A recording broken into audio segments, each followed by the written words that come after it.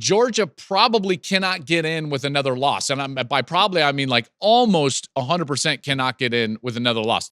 College football has never been better. Interest has never been higher. Believe that we are at the dawn of the golden age of college football.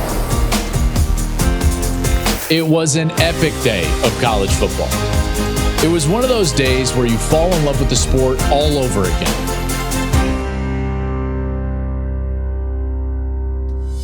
Welcome into the program. This is the Joel Klatt Show. I am your host, Joel Klatt. This show, as always, is brought to you by Hampton by Hilton. And we have a great picks and previews episode for you here today. Just remember, we are still 36-22 on the year. That's a 62% clip against the spread, even though we went 1-4 last week. So just don't worry about it. Listen, don't worry about it. You can't shooters shoot. You just got to keep firing, right? Unless you have a problem, then you should call one of those numbers that they give you, but you know what I'm talking about. Hey, wherever you're listening to this podcast, rate and review us, would you? Share with a friend. That would be awesome. Wherever you like the social media, we are there. We're like the three amigos at Joel Klatt Show, wherever you're social media-ing your little face-off. And if you're on YouTube, congratulations. Number one. And two, subscribe to the show. Hit the notification button, leave a comment below, all the things, and make sure to go check out the behind the broadcast video that we released last week or 2 weeks ago, last week. Anyways, whenever we released it, it was really well done. The team here did a phenomenal job behind the scenes with Gus, Ginny, and I. Big noon kickoff, big noon Saturday for that Wisconsin-Alabama game that we did earlier in the year. So you can go check that out. Leave a comment as well. And remember, we are actively working on a lot of really cool things that are YouTube specific. That'll kind of roll out as the season comes to a close and as we ramp up for the draft. Let's get into these picks and previews. We've got it. Okay, 1-4 last week. We're going to get back on the horse. Here we go. Shoot or shoot. Now, my game is going to be Utah at Colorado. You know I'm not going to make a pick, but I will talk about it. Let's preview this game. The Utes heading to Boulder for a little, what do they call it now? The Rumble in the Rockies? I don't know. Everyone's like, oh, this is a rivalry. I never played Utah. So, I mean, yeah, like, great. I love Kyle Whittingham. I've said a bunch of times in public spaces that if I had a son, he's one of the coaches I would love for my son to play for. Kyle is a phenomenal football coach. He's a great human being, and that's a program that I have had a ton of respect for a long time. They have been decimated by injuries this year, in particular on the offensive side. They lost their best offensive lineman. They lost their best tight end. They lost their starting quarterback. They lost their best wide receiver. And their season has not gone the way many of us thought it was going to as they came into the year as the Big 12 favorite. Meanwhile, Colorado, which not many people gave a chance in the preseason, except maybe yours truly, they're sitting here on the precipice of playing themselves into the Big 12 championship game. So a meaningful game as it relates to not only the Big 12 race, but also the college football playoff as we head to Boulder in November, which is exciting for me. Obviously, I grew up going to a lot of games in this building, so just getting to call a game is a real treat, I will say. It's an honor. All right, so Utah's coming off that emotional loss to BYU. We all know that was an emotional loss. I can't wait to see how they respond. Now, if they're anything like their head coach, they're going to respond with some grit and some toughness because that's what Kyle does. And so Utah loses to BYU after that fourth down holding call. BYU goes down and kicks the field goal. That was a terrific job by BYU. Reslop, their quarterback, did a wonderful job on that last series. And now Utah has got to recover and go on the road. So how they play and how they enter this game from a psyche standpoint is really interesting to me. They are dealing with some more injuries. The quarterback who played against BYU, Brandon Rose, a sophomore for them, he made his first career start in that game against the Cougars. He's now out. Their tight end, Brant Keithy, he's out. So the Utes are going to go back to their true freshman quarterback that has started a few games this year, Isaac Wilson, Zach's brother. He started 5 games, but he's had a bit of a turnover issue when he's been in there. Now, he has thrown 8 touchdowns, but he's had 8 interceptions, so a 1-to-1 touchdown to interception ratio, not always great. Utah offensively is led by Micah Bernard. Mekhi Bernard, excuse me. Mekhi Bernard has been really good, rock solid for them in the line of several running backs that we've seen from them over the last few years. Big, tough, physical run game, and that's certainly what they're going to be looking to do against Colorado, which struggled stopping a big physical run game when Kansas State came to Boulder a few weeks ago. So that's something that Utah is going to have to utilize and and really play well in that run game. They've struggled offensively, and it's not just, from an injury standpoint. They've also had some change-ups in their coaching staff. Andy Ludwig was their offensive coordinator. He stepped down last month. So a bunch of turnover, not just from personnel on the field, but also continuity off the field for Utah offensively. That leads me to believe that Colorado, which has shown the ability to really play well on the defensive side, they should play well defensively. Rob Livingston, their new defensive coordinator, first-year call-in plays on the defensive side. He was a defensive back coach for the Cincinnati Bengals. Really astute hire from Deion Sanders in the line of and in the vein of when Urban Meyer hired Ryan Day from Chip Kelly's staff in San Francisco, when Joe Brady was hired by Orgeron at LSU from the Saints staff and going to LSU. Like these things happen and they can work. Jeff Hafley was hired by Ryan Day from the NFL, and he came and was immediately a very good defensive coordinator. So that's what Rob Livingston is, and he's had a ton of success, and the front has had a ton of success. I think they're going to give Utah a lot of problems because this defensive front for Colorado has played incredibly well. Last week against Texas Tech, they had 7 sacks, 3 takeaways. Tech did not do anything after that really fast start when they jumped out to that 13-0 lead. That's that side of the ball. I think Colorado has a distinct advantage with Deion Sanders and that defense when they're facing Utah. So then the game becomes about protecting Shedeur Sanders. When Colorado has the ball, that's the entire thing. Now, you can say, well, we need to run it a little bit in order to protect him, and that's probably accurate. Now, is Colorado going to run a dominant run game out there? No, probably not. And is Utah better on the defensive front right now than they probably have been for the entirety of the season? Yes. Last week against BYU, they started their what they would call their projected front 7 for the first time all year. And so those guys playing as a healthy group made life very difficult on Retzlaff and that BYU offense. They did a really nice job. Utah did. This is still a defense that's number 1 in the Big 12 in scoring and total defense. So this is not going to be easy for Colorado. Now, Colorado has won 3 straight. They're in control of their own destiny. A lot have been talked about that, and we certainly have right here. To get into the Big 12 championship game and then ultimately to control their destiny to go to the college football playoff. They lead the Big 12 in scoring. So this is the best scoring defense in the Big 12 against the best scoring offense in the Big 12. I love when we get strength against strength, and that's what we're going to have when Utah and Colorado are on the field with Shedeur Sanders, those wide receivers.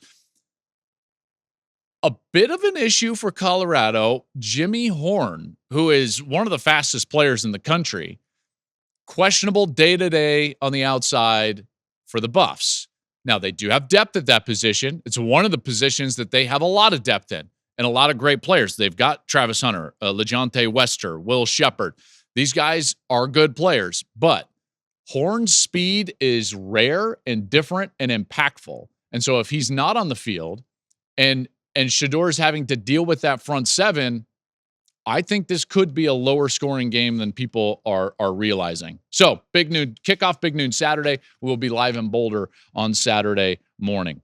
Hey, On the Road is going to be sponsored by Hampton by Hilton. When nothing else in life is 100% guaranteed, it matters where you stay. Hilton for the stay. So who's heading on the road this week? Well, that's Tennessee. Number 7, Tennessee goes to number 12, Georgia. Georgia is a 10.5-point favorite. Who saw that coming? Josh Heupel's crew is 10.5-point dogs on the road.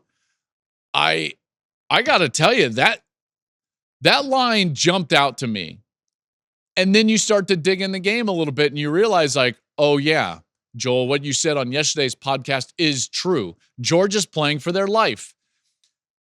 For all intents and purposes, Georgia probably cannot get in with another loss. And by probably, I mean like almost 100% cannot get in with another loss. There would have to be a ton of chaos for a 9-3 team to make this playoff. If a 9-3 team can make the playoff, it would be Georgia because their losses would be against teams that were all above them in the standings and in the playoff. And they would still have a win over Texas. So there is a path. It's just so narrow and so small for Georgia. So for all intents and purposes, Georgia's playing for their life. Maybe that's why they're 10.5-point favorites. Maybe it's also because Tennessee has been banged up, including their quarterback. Nico Iamaleava has been in the concussion protocol. He has been able to practice this week, however, so I think it's likely that he plays against Georgia. It's an offense, though, that has not thrown the ball particularly well in the second half of the season. They have been led by their run game, and now they're going to have to go against a Georgia defense that, while they didn't play all that great against Ole Miss, we have seen them play great in stretches this season, namely in Austin against Texas. You know, Kirby always gets his team ready when they've got this us against the world mentality, when they feel doubted, when they feel like their back is against the wall. Georgia's going to play better. I don't think that there's any doubt in my mind. They have not lost back-to-back regular season games since 2016. Do we really think that they're going to lose back-to-back? Now, this is the same type of sentiment I had last week when I was like, is Ole Miss really going to beat Georgia? Georgia hasn't lost to anybody except for Alabama in, ages. I see the flaw in my thinking. Like, I get it. I hear what you're thinking right now listening to this, which is, Joel, didn't you learn anything last week? But isn't this a little different? They're at home. They're playing for their life. It's still a veteran quarterback in Carson Beck that you would expect to start to play better. Beck has turned it over. This is staggering. 14 times in the last 6 games.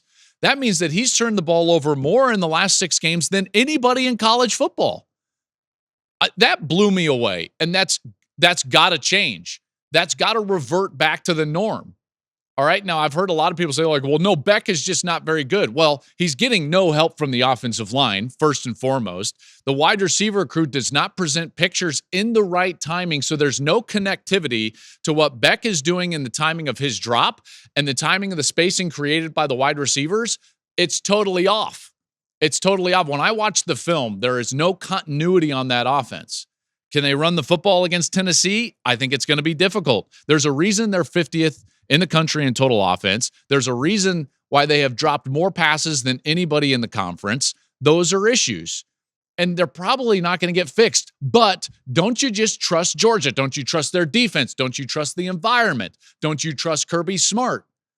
That's what I'm banking on. I think that the offensive line will play a little bit better. They're facing a staggeringly good defense.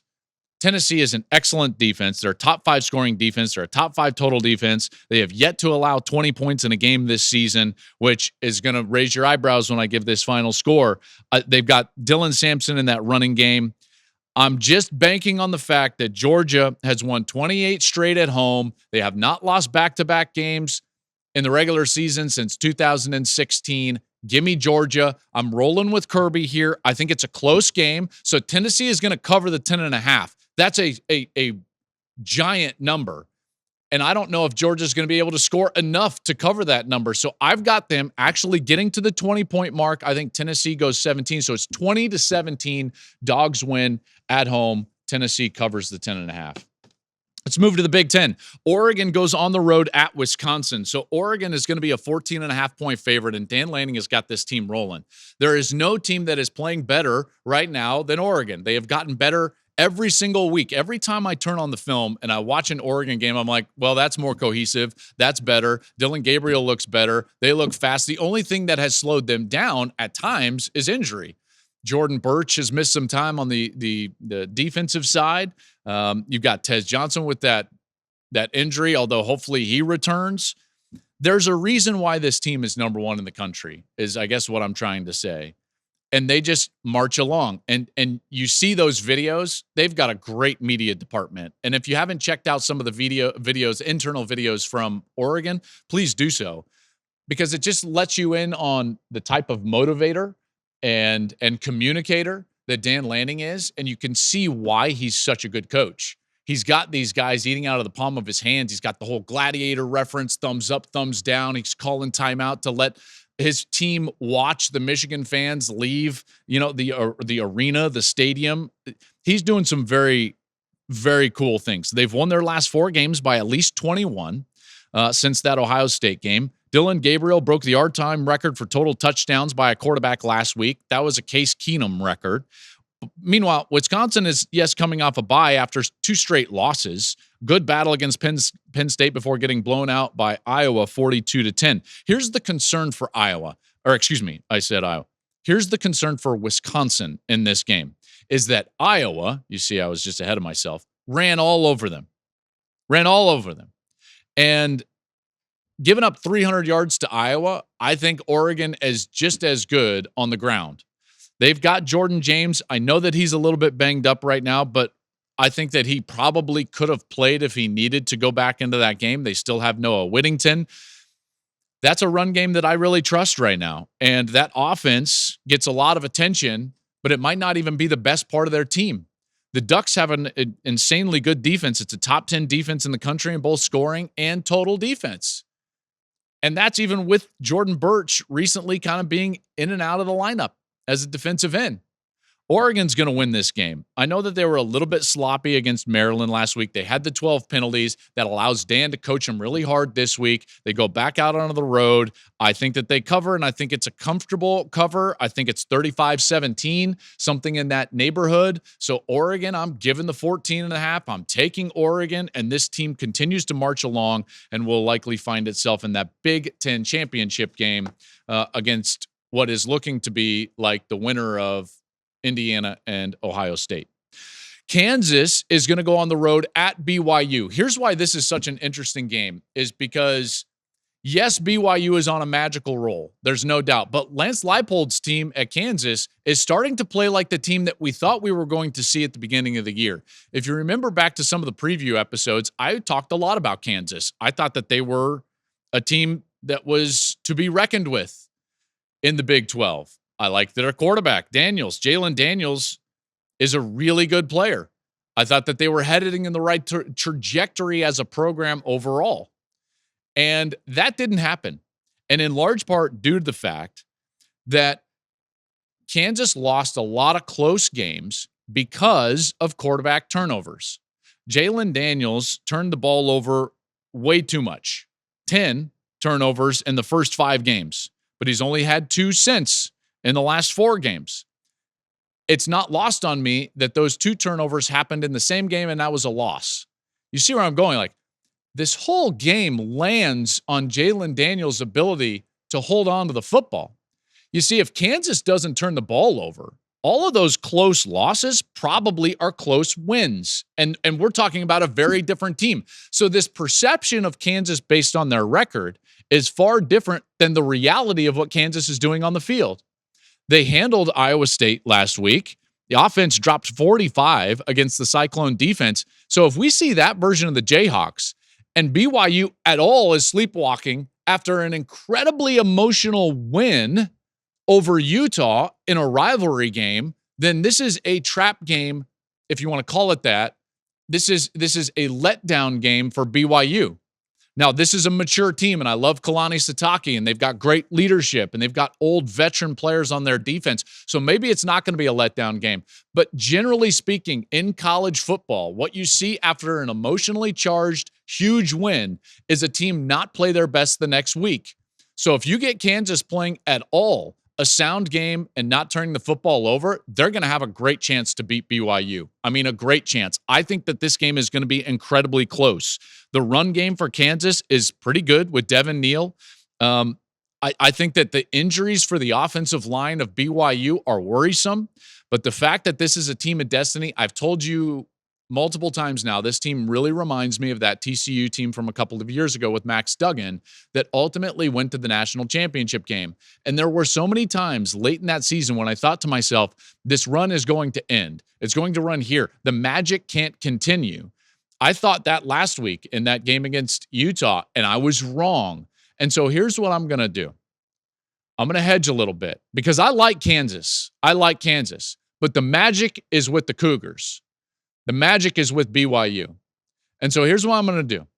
I'm going to take the 3.5 with Kansas, but I think somehow BYU wins the game because that's what they're doing right now. That's what they're doing. That is the MO of their season. I think BYU somehow, some way, 34-31 wins the football game and their magical season continues. And yet Kansas, I'm taking those 3.5 because I really want, I'm telling you, everything in me wants to take a Kansas outright win. But I can't ignore what's going on at BYU. I can't ignore what happened last week. They looked dead in the water and won the game on the road against a rival. Say what you want about the call. And I've seen the different angles of the holding call. And yeah, like I can understand why it was called. I really can. BYU should not think anything different than they just went out there and won the game. Okay. So like I will say that publicly. The different angles certainly put a different spin in my head on what call was made on 4th down against Utah. BYU's got the magic, man. They do. 34-31. Take the points, though, and on that Kansas 3.5. Last one I think is just really fascinating. So Nebraska is heading out west to face USC, and Lincoln Riley and Matt Rule are both sweating out even being bowl eligible. USC needs a really strong finish to go to a bowl game, which after beating LSU, if you would have told me that they were going to be struggling to make a bowl after beating LSU in week 1, I would have thought you were crazy. In fact, I said countless times, unfortunately, that if they beat LSU, that they were going to be a playoff team. And it just has not gone that way. These two programs started the season with a ton of promise. I think the same can be said about Nebraska. I looked at Nebraska's schedule and I thought, this team in November might be playing some meaningful games as it relates to the playoff. It has not gone right in the last month for either of these programs. A lot of promise, now fighting to be bowl eligible. Nebraska needs 1 more. USC needs 2 of their final 3. And one of them is this Nebraska game, and another one is that Notre Dame game. That one's going to be at home. Both teams are shaking things up a little bit. So here's what's going on. Sophomore Jaden Maeva is going to start at quarterback for USC. We've heard that. Miller Moss, he's going to the bench. Nebraska fired their offensive coordinator, Marcus Satterfield, and replaced him from the outside, which you don't normally see. So all of a sudden, Nebraska hires Dana Holgorsen. How about that? Bring back the crazy hair, Dana Holgorsen. And Dana's a friend. I like Dana a lot. He's a smart offensive coach. But bringing in an outside coordinator at this point in the season is ballsy from Matt Rule. And it's an acknowledgement that it's just not working. Just not working. So I thought that early in the year, Raiola was playing really well. That has regressed. Matt Rule has seen that. And he has made a change. And here comes Holgorsen for the final 3 games. And I am really interested to see how that plays out. Raiola is dealing with a back injury. He suffered that against UCLA in their last game. They've had a bye week to help get him healthy. Remember, Henrik Harburg, he plays quite a bit in kind of that Bo Prabula, come in and snap it and run the football, Alex Orji style of role. If Raiola can't get healthy enough to play, then it would be Harburg at quarterback, which actually produces a bit of a problem for USC because of Harburg's ability to run the football. Remember, this USC team has Penn State dead to rights. Dead. And it was Drew Aller and his legs and his ability to be elusive is what allowed Penn State to get off the mat and end up winning that game on a couple of those 4th downs late in that game. Last year, Nebraska needed 1 more win to become bowl eligible and finished the year 0-4. That's crazy. This year, they were 5-1 and looking really good, but now they've lost 3 straight with 3 tough games to go. I can't believe I'm saying this. Like, it's kind of panic time in both of these buildings just for bowl eligibility. Just for bowl eligibility. At home, USC is going to be giving 8.5 with a brand new quarterback making his first start. And I get it, Nebraska, we don't know what's going on, and we don't even know the offense that we're going to see. Now, Holgorsen's not going to wholesale change everything right away, but it's probably going to look a little bit different. Woody Marks has been running it well. Hey, Lincoln, you and I go back a long way. Your best teams run the football. They do. They always did. And Oklahoma was at its best when they could run the football. USC, under your leadership, was always at its best when they can run the football. Let Woody Marks eat a little bit. He went for over 120 in the last game against Washington. He's got 5 100-yard games this season. And a big reason why they were in a hole against Washington on the road was that they didn't give him the ball in the first half. And they came out and changed course, and then he went right down the field running the football in that third quarter. USC fans, you know exactly what I'm talking about. They need to start that from the get-go. They've got to start that from the get-go. In particular, because Nebraska is a team defensively that can stop the run But if they do that, they give up a lot on the outside. And so they try to toy between the two of like, where are we putting our resources? And when they put their resources into defending the pass, you've got to hurt them in the run game. These two teams constantly finding themselves in these close games. You've got Nebraska 1-3 in one-score games, USC 1-5 in one-score games. I think it's another one-score game. I think that USC wins this one, but I'm going to take the 8.5 from Nebraska. I think USC with a brand new quarterback gets to 28, so it's 28-21. USC wins. Nebraska covers the 8.5, and here we go with the picks. We've got 4 picks this week. Let's go. I'm not going to tell you that I'm confident. I'm not going to tell you that I'm not confident. I'm just going to say that these are the picks. I'm taking the 10.5 with Tennessee, giving the 14.5 with Oregon, taking the 3.5 with Kansas, and Nebraska taking the 8.5 on the road at USC. Give me the Skurs. There's the picks, folks, and there's your picks and previews. We very much appreciate you being a part of the program. Love college football. Love it so much. I know you do as well. And what makes this sport great is you, the fan, and your passion for it. So thank you so much for being a part of this show and just being a college football fan in general. Enjoy the games, and we'll see you on Monday, everybody.